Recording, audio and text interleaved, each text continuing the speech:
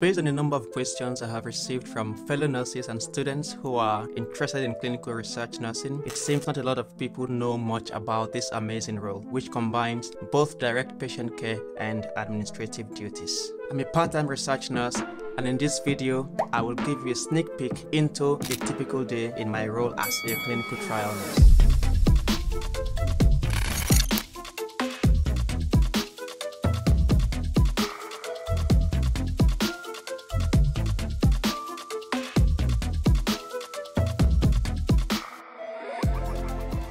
Now, most of us take paracetamol for pain and headaches without worrying so much about side effects. Why is that? Well, it's because of research which has shown it is safe and effective. We are so confident in its safety that we often don't bother reading the information sheet that comes with the medication. Exercise, for example, can transform your body, and we know this through research as well. Just like paracetamol, many medical treatments and procedures are based on clinical trials, ensuring their safety and effectiveness. But first, let's demystify the process. Before a study can be set up for recruitment of participants, it must first go through a definite channel. First, the sponsor. Every clinical trial has a sponsor, like a pharmaceutical company looking to test a new drug, or a manufacturer testing a new medical device, or maybe a surgeon testing a new procedure. As we know, it often starts with animal testing and then progresses to human trials before gaining worldwide approval. But don't be deceived to think that we only test new medications. We also conduct clinical trials on existing medications or procedures originally designed for certain diseases. So we test them on other conditions for which they weren't originally approved. By so doing, the sponsors of the research study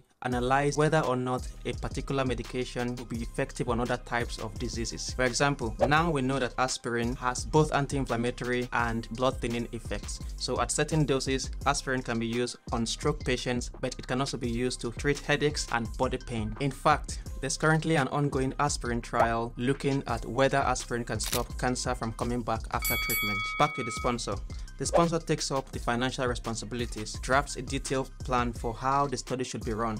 This detailed plan is called the study protocol. The protocol would usually undergo peer review by other external doctors and researchers to ensure it is airtight. The protocol then undergoes scrutiny by the ethics committee. Research ethics committees exist to safeguard the rights, dignity, and well-being of research participants. Once approved by the ethics committee, no aspect of the clinical trial will be done outside of the protocol. In other words, the research team are supposed to follow the protocol strictly. Otherwise, the study data might be compromised.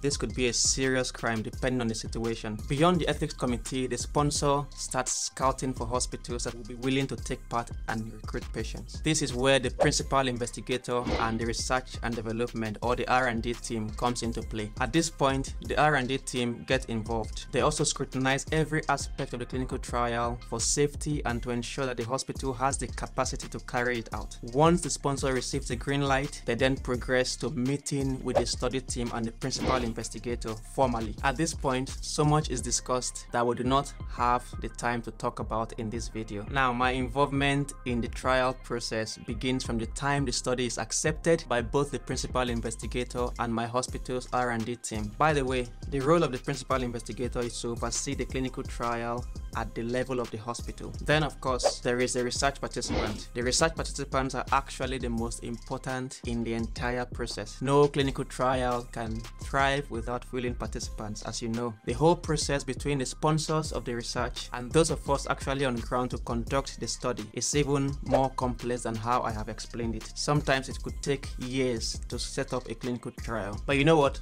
Scratch that. If you're enjoying this video so far, please smash that like button and help this channel to grow by clicking on the subscribe button as well. Thank you so much. Now that you have a glimpse of the initial stages of the clinical trial process, now let's dive into my day-to-day activities. Right, first I get into my office and say hello to my colleagues and my manager. Most of my work is done on the computer, and I start by checking my emails and the department's emails for any queries from the sponsors or the patients. Sometimes the patients are referred to us from clinic if they meet preliminary criteria for a specific study, and then we schedule them for screening visits. Next, still on the computer, I open each study's database to respond to queries. Now, when I talk about study queries, what I mean is this: sometimes the data we input on the system may not be clear enough to the sponsors of the study, and they may want clarification on some of the data, so we have to clarify.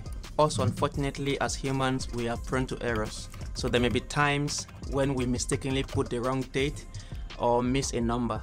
You know, things happen and we have to correct them. As research nurses, one of the things we are known for is meetings. Yes, meetings. Be ready to attend both online and face-to-face meetings. These meetings could be with the sponsors, with the principal investigator, or with the entire research team. You might also get the opportunity to go on sponsored trips abroad for conferences. I actually once had the opportunity to go for such conference. Unfortunately, my visa did not come out on time. Alright, still on the system. Most of the days I pre-screen patients for studies. This process involves a routine preliminary check on patients' medical data to assess whether they are likely to meet the inclusion criteria for a particular study. Now, after pre-screening, I approach the patients either face-to-face in clinic or over the phone and send them the research information sheet, usually called the participants information sheet. Actually, some patients are research enthusiasts and they contact us to see what study they can participate in. My most busy day on this role is spent seeing patients and collecting relevant data, blood samples, dispensing study drugs, and imputing all data collected on the systems designed for each study. So I am involved in organizing study visits for patients who meet the criteria for a trial. If you have followed me to this point, then you can tell that this job involves a lot of paperwork. It is therefore important that research nurses are meticulous with data collection. As a result, one of the fundamental courses every member of the research team must do is called the Good Clinical Practice, or GCP for short.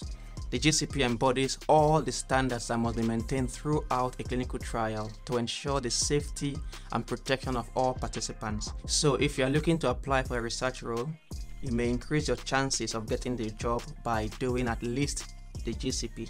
Another important course is the informed consent. As research nurses, some of the studies allow us to obtain informed consent from participants, hence the need for the course. To maintain patients' privacy and confidentiality, unfortunately, I cannot show you a typical study visit with a patient in this video. However, here's what happens when a patient or a healthy participant attends a study visit. We obtain written informed consent signed and dated by both us and the participant. This happens during the screening visit. For subsequent visits, we may obtain just verbal consent and document in the paper. Then we proceed to follow every aspect of the protocol to the letter. Whatever activity should be performed at every visit is written in the protocol. We are not to deviate. If you're a Christian and you read the Bible, this is like the principle in Joshua 1:7b. So if you are looking to pursue a career in clinical research, then get ready to study lots of protocols. I think this is the much I can share in this video.